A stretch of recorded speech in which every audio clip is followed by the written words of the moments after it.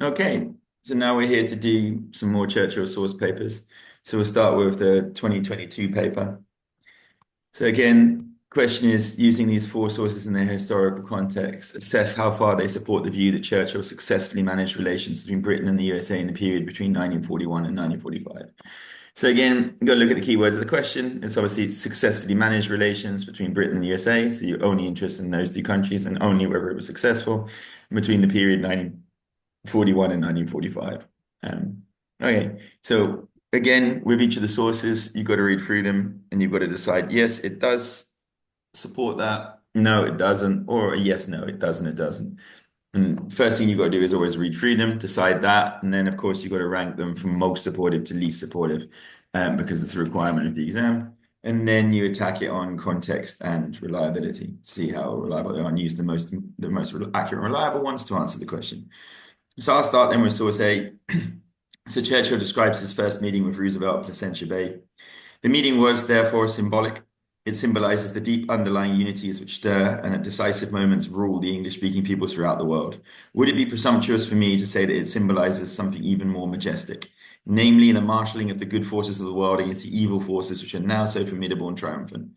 This was a meeting which marks forever in the pages of history the taking up by the English-speaking nations, amid all this peril, tumult, and confusion, of the guidance of the fortunes of the broad, toiling masses in all the continents, and our loyal effort without any clog of selfish interest to lead them forward out of the miseries into which they had been plunged back to the broad high road of freedom and justice. This is the highest honor and most glorious opportunity which could ever have come to any branch of the human race. So, obviously, this is supportive of the fact that he managed it well, although he is waffling on a lot in this speech. But I think the key line is this was symbolizes the deep underlying unities which stir, and again the marshalling of the good forces against the evil forces. And I think obviously in those he's referring to those two forces being the United States and Britain. Would you agree? I agree. Yes, yes, definitely, definitely positive, but it's not specific, is it? It's a bit No, vague no. on what that might reflect about the successful management. No, and we'll deal with that when we get to the accuracy of the Yes, indeed. Yeah. content. But yes, but in terms of content wise, I think it is supportive. But it's obviously it's Churchill himself. If you've got a question, how how successfully did Churchill manage relations, and it's a source by Churchill himself, you don't even really need to read it to know. He's hardly going to sit up there and go, "Oh, self-reflection." I realize. But So would he, any politician do that, James? Let's give Churchill his due. Yeah, well, that's true. I mean, his grandson came in to talk to our students, and he was like, "Yeah, he would. He His said, grandson, yeah, one of them, son one, of Randolph, the Randolph yeah, Churchill. Randolph came in and spoke to our students. Yeah. It was actually Wow. quite good. One of my students asked him first question, basically, did your father commit a genocide in or war crime rather in Bengal? And I was like, I'd told them specifically not to ask that question. They asked it anyway, and I was quite proud of them for doing it. He handled it really well, and I thought that first question is going to set the tone. Either it's going to be really good, or this is going to be really bad. And luckily he dealt with all of it. He said, yeah, he goes, his grandfather was on the wrong side of history on India and stuff. But he said, like, everyone was a racist back in those days, so it was kind of normal. And basically he was like saying he said his granddad, if he'd reflected, would have thought he was on the wrong side of the end of the empire. But he was a product of Victorian England. So. Right, do you want Yeah. to do source B? Source B. Yeah. Okay. Churchill recalls the making of the Atlantic Charter. Considering all the tales of my reactionary old world outlook and the pain this is said to have caused the President, Roosevelt, I am glad that it should be on record that the substance and spirit of what came to be called the Atlantic Charter was in first draft a British production cast in my own words. The only serious difference from what I had written was about the fourth point, the access to raw materials. The President wished to add, without discrimination and on equal terms. With regard to this, I pointed out that it might call into question the Ottawa agreements, and I was in no position to accept it. I then said that if the words "with due respect for their existing obligations" could be inserted, I should be able to refer the text to His Majesty's government with some hope that it might be accepted. The President was obviously impressed. He never pressed the point again. And that is, well, again, it's Churchill. He's Yeah. writing. It's Churchill. Sorry, I should read the last bit. Churchill, the Grand Alliance, 1950. Mhm. Yes. So, unsurprisingly, it's positive. Yep. It definitely supports that claim. Yep. And the evidence? Evidence. The president was obviously impressed. He never Mhm. pressed the point again. Yeah, yeah. I think that's the key Um, one that says that. Mhm. mhm. I think that suggests that Yeah. he could convince Roosevelt of his point of view, Yep. Yep. and that's tantamount to successful management of relations, wouldn't you say? Yep. Yep. And that's what you're doing with content. It's just content. You don't, it could be complete bullshit, but it's what the content is what they say, and then you deal with it afterwards. And then like when again, when you're looking for the whether they support or not, it's just what they say. I think this is where students sometimes have a problem because they start going into, oh no, but that's not true. That doesn't, that's Yeah. context. That's when you bring Yeah. in So you analysis. have to separate. You have to separate these things out. So Yeah, your okay. opinion is irrelevant in content. It's just what does the person say, and it's quite obvious usually. And you'll get a couple of style sources, but usually they're fairly obvious. Yeah. Right. Source C then. In a private conversation recalled by his son, President Roosevelt gives his view of the relationship with Britain at the time of the Casablanca Conference in January 1943. The British must never get the idea that we win this war just to help them hang on to the outdated medieval empire ideas. I hope they realize that they're not the senior partner, that we're not going to sit by after we've won and watch their system restrict the growth of every country of Asia and half the countries of Europe as well. Great Britain signed the Atlantic Charter, and I hope they realize that the United States government means to make them live up to it. So obviously, this one is not supportive of the fact that he handled it well because So he's saying, Elliot Roosevelt, as he saw it, 1946. oh yeah, so yeah, it was as you saw 946. This suggests that he didn't handle it well because it's going again. They must never get the idea that we're letting them hang on to the outdated medieval ideas, and that they're not the senior partner. So it's quite clear Yeah. that Churchill believed that he thinks Churchill was asserting his authority over America, and that they signed the Atlantic Charter and they're meant to live up to it. So it suggests that Britain is not doing or not running the war in the way the Americans would like it run at that time. Would you agree? I agree. Definitely negative. Yep. And then do you want to do source D? Final one. Oh, So yep. source D, Churchill's doctor comments on the Tehran meeting of 1943. When I saw the Prime Minister this morning, he was plainly put out. It seems that he had sent a note to the President, Roosevelt, suggesting they should lunch together. The President's answer was a polite no. It is not like him, the PM murmured. This did not prevent the President seeing Stalin alone after lunch. Roosevelt poured out to Stalin his own idea of a new League of Nations. Stalin listened patiently, but when the conversation turned to the future of Germany, he became animated. And that was Lord Morin, Churchill's doctor, diary, 29th of November 1943. And definitely negative. Yep. So I highlighted. It seems that he had sent a note to the president suggesting they should lunch together, but the president's answer was a polite no. It's not Yeah. like him to be in there. So clearly, Churchill was being disappointed here in his Yeah. views. Yeah. And I think that suggests that. Well, I guess it's complicated. I think this is a complicated one of the context, but purely in the text that we have here. Yeah. Only on the content. Yeah. Only on the text, it doesn't suggest that Churchill is managing relations between Yeah. Britain and the USA well, because if he was, Roosevelt would grant him the meeting, especially before he speaks to Stalin. Yeah. Clearly, Roosevelt thinks he can act on his own without British participation. Yeah. And that's what we do for content. So we've got two that support, two that don't. So that's all you're very quickly reading through them. You want to do this as fast as possible, ideally in less than 5 minutes. You want to be through and do it. You don't need to annotate anything. Your knowledge will already be there. You can just start writing. So we have to rank them in most supportive to least Yeah. supportive. Can I try Yeah, things go on. and then Go on. you correct me? How would you rank them? So I think the most positive is source B. Yep, I agree. Churchill recalls the making of the Atlantic Charter. Yep. I think the second most positive is source A, Yep. where it describes the meeting at Centre Bay. I think the third, well, not most positive, but Yeah. kind of negative is source C. Yeah. And I think the most negative is source D. Yeah, I would go on pure content. I would put D before C, I think. Okay.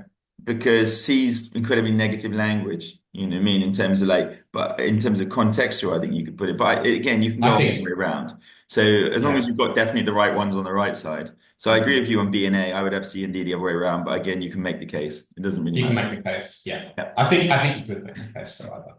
Yeah, just Okay. because of the language, because it's like must never get the you know it kind of implies. But I agree that you could put him being snubbed by the But he's president. being Happening. snubbed. He's being snubbed by Roosevelt Yeah. in the Tehran meeting about the future of Germany. Yeah. But I think it's So like that's pretty you know how important. serious it is. Are you basing the seriousness of how supportive it is on your On the knowledge of the text, context as well, or just sure, on content? And that's the sure. key bit. So it's like, yeah, I agree. I think you could go either way around with those. Depends on where you focus, the language itself, tone, or like the actual event. Because an actual Yeah, snubbing is stronger. So I think you could go, depending on how you focus it, you can go either way. But yeah, I agree. It's like B, A is clear, and then C and D either way around. And again, you would just write for you have to begin your paragraphs with the most supportive source, then the second most supportive source, the next most supportive source, which in this case isn't supportive, but it's still the next most supportive, and then the least supportive source. yeah, yeah. And don't Um, don't don't get overly creative with the starts because they it's part of the criteria to rank them. So then when you've done that, yeah, start breaking it's them. quite a challenge. It's actually quite a challenge not to use your knowledge of context. Yeah, It tends to affect your reading yep, of the sources a bit, yep, but that's yep. part of the exercise. So It that's is. interesting. Yeah, for content ranking, you cannot be bringing in your context. And now we've ranked them. This is then it's all on context. So then it's all about analyzing whether it's accurate or whether it's reliable. And we've got them in order. Right. Do you want to start with source B or do you want me to do source Yeah, B? Yeah, go I'll on. start with source B, and then I guess we Okay, can take cool. turns. So have you got for how accurate is the content of this source, first of all? I would say it's somewhat accurate, somewhat inaccurate. Yeah, go on. Why? I think that Churchill is exaggerating the points of agreement Yeah, and understating the points of disagreement yeah, here. I think there were real disagreements with the Atlantic Charter, yeah, particularly what Britain would do with its colonial yeah, assets, yeah, trade. Obviously, Britain gave advantageous trade deals with countries within the Commonwealth, yeah. within the British Empire. The US didn't like that, Yeah. so there were points of difference, and I think those points of difference, in fact, are suggested in source C. Yeah, and you can make comparisons So between them. So source D does point out what Churchill ignores in source B. Yeah, and you can make right, those because comparisons. in source C, actually, Roosevelt's son is saying that we're gonna make Britain stick to the Atlantic Charter. That Yeah. suggests that there are points that are fairly hard to swallow for Great Britain. Yeah, Churchill, I think that point about empire, because it was about the end of empires, and Churchill kind of took that as Yeah, the end of the, German, Japanese empires, and not Britain and France, whereas yeah, Roosevelt was quite clearly saying all empires. yeah, They wanted to break um, free trade because obviously they're protectionist and the Americans can't trade inside the empire without breaking out. yeah. Churchill's also claiming here that he's written the first draft, in his own words. Yeah. I assume that's true. I wonder if he's taking a bit more credit than is due Yeah, and he's saying the war here. materials was the only point of disagreement, which I suppose in his head might have been true, but was not the case in terms of Right. like the genuineness of the Atlantic Charter. It's true that they agreed on democracy and Yes. a shared outlook on. Well, that's why I say somewhat accurate Yeah, and somewhat inaccurate, yeah, somewhere in between. yeah, Okay.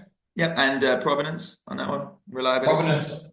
I think it's somewhat unreliable. Yeah, It's first of all, it's written in 1950, so it's yeah, 6 years later. Churchill's also,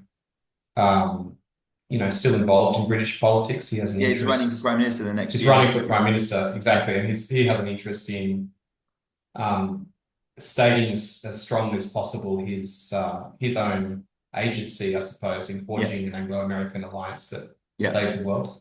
yeah, He's writing this book too, so it's a yeah, public book. It's meant for publication. yeah, The Grand Alliance. yeah. So I would, yes, I would be healthily skeptical Yeah. um, with this. So I'd say they, more or less unreliable. Yeah, and Roosevelt's dead, so there's no way you can challenge it either. So, at that point, Does it's that does that square with your reading, James? yeah, yeah, I think so. I think a book by Churchill, he's obviously publishing, he's trying to rewrite history on the side, but it's interesting when you go to Churchill War Rooms, which should be a historical site. I've been And the there. whole board Yeah. is like, if Roosevelt and Churchill just loved each other, they got on well and everything. And I said to my students, tear apart the propaganda in this room. Right. That's why we do history. All right, I'll take care of source A then. So this Okay. is obviously their first meeting on placental Bay, and of course we want to spread around. So like you might have the same points for each for two different sources, but you don't really want to cannibalize yourself because you haven't got time in the exam. So you kind of, if I'm talking about that there, I'm going to focus on a different part of it in this one and just refer across. So obviously, like you said in source B, we talked about the Atlantic Charter's draw up, so I don't need to mention it again. So source A can be basically when it's saying they had a great meeting. This is obviously about 10 days after the Placentia Bay meeting. I just was watching the Pathé newsreel of that. It's hilariously funny. Churchill was interrupted by the cat. And it's like, and the Tars go back to whooping Hitler on the high seas. Great British propaganda from the time. So this one obviously is talking about this is where they formed the Atlantic Charter outside. So it's talking about it in like more real terms. I think was it a decisive moment? Things speaking was he didn't really get any commitment. They got the Atlantic Charter, but America didn't join the war. So I think it's overplaying the glorious thing because America was unwilling to commit. I think FDR personally wanted to join the war, but had to wait till Pearl Harbor to come in. He knew there was a problem there. They did get obviously Lend-Lease was up and running by this point, so they were working together. And there was the basis for destroyers swap as well. So there was some working together between the two countries, but ultimately Churchill didn't get what he most wanted from this meeting, which was America entering the war. Would you agree?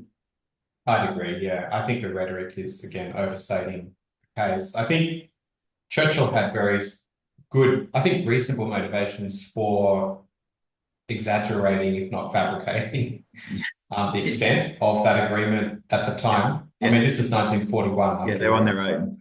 Yeah, Britain is in deep trouble, yeah. and in order to keep up morale, of course, it's important to to say to the British public that the Americans are over there on the other side of the Atlantic, and eventually they'll chip in. Hmm. I think also the Americans have a bias as well to suggest that they were always in it from the start Yeah, when they weren't. yeah. Although this is at the So, time, so that wouldn't be coming so, through yet. Yeah. uh, so at any rate, yeah. Or was it the great? I was listening to the great Churchill quote because they were talking about obviously the Trump situation now, and they were like, Churchill said of America, America will always do the right thing after having exhausted all the wrong ideas first. So let's see how Sounds it like goes that now. sounds like Churchill. Yeah, yeah. So, Okay. obviously provenance, it's at the time, so it's contemporary, so he is talking about the referral, but it's a broadcast speech to the nation. So it's unreliable at this point because he's hardly going to come out and say, well, America's not willing Ron to Aaron. support us in the war. We're doomed. We're on our own against Hitler, and we're about to be. So the relationships aren't great because America's more interested in isolationism than they are in helping us. Hey, we've got some. They've given us some weapons, and they gave the Navy soldiers. So funny. They gave the Navy soldiers this. I wouldn't put this in the exam, but just it's hilarious. They gave them all a box of supplies, and the Pathé was like, "Yes, it's amazing. It has peaches, and even yes, that's a real banana." How bad rationing was at that point. So Oh, it's not that reliable for really showing the relationship between America because he's not going to be able to criticize America when he needs them desperately to join them in the war. So the whole right, point of this is to be talking up America and bigging them up to try and, flatter their ego and get them in. right. Yeah, there's a propaganda. You might say there's a propaganda element Yeah, in the yeah, yeah. broadcast speech Yeah, that affects yeah. its reliability Yeah, for how, affects the reliability for for historical purposes for this question anyway. yeah, yeah. So both of these are somewhat inaccurate and pretty unreliable, both sources. So we're down to the last two. Do you want to do C or D? It's be random. Yeah, so we were saying one or the other. Look, I'll just do D. Is that Yeah, you do okay? D then. Okay, and Second I'll do C. Yeah. one. So how is So D? so D, I think it's very accurate. Yeah, yeah. Um, it's a private diary, after all. Hmm. It's written by Churchill's doctor, That's Provenance Um, though. So like just sorry, yeah, sorry. because Yeah, sorry. it's all In right. terms of, yeah, that's right. It's always easy to get You can these do it words either way together. around. It's just I've got it in the heads of the students to go accuracy To do because accuracy. Okay, I did provenance first. Sorry, yeah, accuracy. that's all right. Accurate. Yeah, I mean it's a simple point. It's that Roosevelt um, rejected Churchill's lunch proposal and had lunch with Stalin instead. Yeah. So I think that I think it is accurate, and I think it's true that that Roosevelt did want to discuss things with Stalin without Churchill's presence, and that Churchill being there, and that was a cause of friction between the two. Yeah, and Tehran was the first time the big three had come together. So it was the first time Churchill had been shuffling back and forth between Stalin and Roosevelt before. So this is the first time they got to meet each other. And by this point in Tehran, they were sick of the Mediterranean strategy and Churchill's attempts to keep just Yeah, preserving the empire rather than ending the war. And you can see that in Source C because Roosevelt's son particularly mentions that. And like, yeah, Stalin had been left hanging now for over a year, fighting alone on the Eastern Front. The Western Front wasn't being opened up. The Americans wanted to open it up. Churchill was obsessed with going through Italy. He'd convinced them to go through Italy first in Casablanca. By this point, both of them were sick of him. So I think it shows that he wasn't handling it well because for FDR to sideline Churchill to work with communist leader Stalin suggests that the relationship is not going well. I suppose so. And of course, Stalin. What Stalin wants most of all is the British to land as soon as possible in Europe. Yeah, all of them do. Um, Everyone wants to open the Western so Front except Britain. uh, Because yeah, Marshall of Marshall Plan General Marshall of America had said they should open up the Western Front as early as 1942, two yeah, years before they did D-Day. It was yeah. overridden by Alan Brooke and by the British. You get the sense. I don't want to hammer in contemporary parallels, Yeah, say between Trump and Putin, yeah. but it. Do you get the sense that Stalin has a sort of a mystique for the American president? At this point, was That yeah. I mean, that's what they were impressed, weren't they? Because they there's something about a kind of autocrat like Stalin, I think, that a democratically elected president with all his sort of electoral vulnerabilities. I'm not sure if admires, covets is the word, but yeah. yeah, I don't know. Maybe I'm wrong. I think I it was think it also more was like what was Britain contributing? You know what I mean? It's like America was contributing all the money and weapons, and Russia was contributing all the dead soldiers in the yeah. Second World War. Britain was just kind of hanging around. Britain's biggest contribution to the war was they hung around long enough for the two powers to actually put it to bed to come in. Well, maybe. Yeah. Um, okay, Yeah. so what are Provenance. we? So we said Provenance. it's very So accurate as a source. provenance, I think, is reliable. It's Yeah. accurate. It's private diary entry. It seems it doesn't seem to have any necessary bias. It's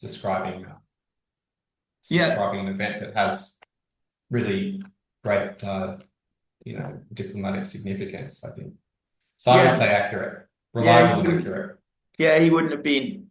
There's no reason for the doctor to have any opinion, to put anything outside. And Churchill was quite sickly, so his doctor would have had access to him, would have known what he was writing about. The only thing he wouldn't have known, he wouldn't have known all of the events. That's why this is only a very snapshot. Because I Yeah, think he'll have known that Churchill wasn't going there, but he wouldn't have known all the reasons why. Because he's a doctor, he's not going to be privy to the negotiations. But as a snapshot of right, what's happening, it's very reliable. And it's also right, written during Tehran, so it's at the time. So, right. and it's not like him, the PM moment shows that Churchill can't quite believe it. I don't think Churchill's even aware, as he is, it's like delusional in his relationship with America. I don't think he's quite aware of what is going on. But I would say, yeah, this source is the most accurate and reliable one so far. Would you agree? I would agree. Yeah, Yes. cool. Then I'll deal with source C. So source C is obviously picking apart a few things we've already talked about, which is the idea of the outdated empire and restricting Asia and Europe. So a lot of this is to do with the Atlantic Charter, and obviously Elliot Roosevelt's talking about his father's disagreement over. So they obviously were okay with the democratic part, but there was a real disagreement between the two countries, which obviously Churchill seems to either be oblivious to or not willing to mention in his other in source B. But the disagreement over the fact that the empire should be ended under the Atlantic Charter, and it was a call for countries to be able to represent themselves, to get freedom from oppression, and to be able to come out of the empire. Also talks about here about being they're not the senior partner, so that's really clear because they deferred down to the British And this was in Casablanca where they agreed to open Italy and the side part. So it's the Mediterranean strategy. So Britain was still running it, and the Americans were starting to get irritated by this now because they trusted Churchill that he was doing what was in the best interest of the war. And then they realized protecting the Suez Canal and holding that was more in the best interest of the British Empire, not in ending the war. And now, like Stalin was being battered on the Eastern Front, there was no opening up of the Western Front. Churchill's main priority was the empire, and they knew they would lose a lot of men entering into France. They didn't really want to do it, but American commitment. So, and Casablanca conference is when they decided on the Italy strategy and that. So, therefore, I think it's it's fairly accurate, despite for the relationship of that time, that these were the problems that were running it. Would you agree? I think so. Yeah. Yeah, Problem. I said fairly accurate. Yeah. But the problem is with reliability. So obviously it's a book. And Elliot Roosevelt writing as he saw it. He wasn't there. It was just recalled a conversation with his son. So he's writing a book after his father's died. So he's probably the main purpose is to posthumously salvage the reputation of FDR and make him Yeah, wasn't a patsy to the like, British. yeah, Also, it's remembering a conversation that was 3 years earlier. So how accurately is he going to recall the exact wording of this conversation? yeah, So I think it's all about legacy of his father, I would assume, to a point. Even though it's not inaccurate, I don't imagine the wording would have been exactly the same. And obviously, with the war over, that breaking up of the British Empire is quite prominent for the Americans at that point because they don't have the common enemy. They don't have to play nice anymore. yeah. Would you agree? So did we say what unreliable? Fairly Yeah, unreliable? yeah, I think so. Okay, yeah, yeah, I mean, the only reliable element, the positive bit, is it's his son, so he probably would have known what his dad thought. But like whether he would have told him yeah. absolutely everything in a private conversation, I don't know. I think you could make a case for fairly reliable. Did he? I'll go on and make a I case for don't know. him. I mean, it's not that far. So it's not between 1943 and 1946. Yeah, It's only 3 years. yeah, It is a private conversation. It's being recalled, but then I think it's a book as he saw it. yeah. That's It's a book. it's Yeah, a book he wrote anytime on it's with a Roosevelt. title Yeah, and a date, it's a book. So yeah, I that's don't right. really Yeah, trust books for reliability in general. Uh, They're yeah. published for a purpose. Indeed, indeed. Okay. So if we're looking overall conclusion-wise, we can obviously eliminate sources A and B immediately, I think. So if Mhm. we're looking at the most reliable and accurate, because they're inaccurate or unreliable. So I think the most reliable sources are D. We've said C is somewhat reliable. Yeah, But we didn't. So most overall, they reliable suggest that C. the relationship was not handled that well. I mean, ultimately they won the war. So I mean, that's the ultimate objective. But I don't think that Churchill skillfully handled the relationship because I think he upset the Americans at multiple points, especially over the not opening a Western Front and keeping the Mediterranean strategy going, as you can see in source D, which pushed FDR and Stalin together, which may not have happened otherwise. And that caused obviously led to complications after the war, and the fact that they were not keen on dismantling the empire, which links in again with the fact they held the Mediterranean strategy. So I would say Right. overall, these sources suggest that Churchill did not skillfully handle the relationships with America. Yeah, from the sources that we have here at Yeah, our yeah, disposal. yeah. Yeah, That's all we've yeah, got. that's a reasonable conclusion. Yeah, Right. cool. Finish that one then. Okay.